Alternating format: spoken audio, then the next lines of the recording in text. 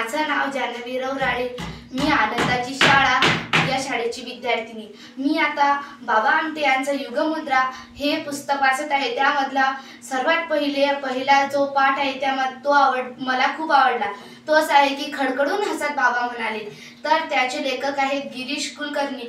त्यांनी अतिशय सोप्या भाषेत जो प्रसंग घडला तो सांगितलेला आहे। आणि त्यावेळेस म्हणजे ते असं आहे की त्यामध्ये त्या लेखकांना अनाथ मुलींसाठी काम करायचं असते। तर ते बाबांच्या एका शिबिरामध्ये जातात आणि त्यांना म्हणतात की बाबा मला तुमच्याकडून थोडा वेळ हवा आहे। तर बाबा असे म्हणतात की आपले छावणीचे प्रश्न सुटल्यानंतर मी तुला 2 मिनिटांचा वेळ देतो। तर ते म्हणतात ठीक आहे। आणि नंतर मग ते त्यांच्याजवळ 2 मिनिटांसाठी जातात आणि ते म्हणतात बोल आता तुला काय बोलायचं। तर मग ते म्हणतात की मला अनाथ मुलींसाठी काम करायचं आहे। तर मग ते म्हणतात करायचं तर मग केव्हा सुरू करणार। ते म्हणतात की सेटल झाल्यानंतर, म्हणजे मी सर्व जॉब करत आहे त्यामध्ये मी सेटल झाल्यानंतर मी ते काम करतो।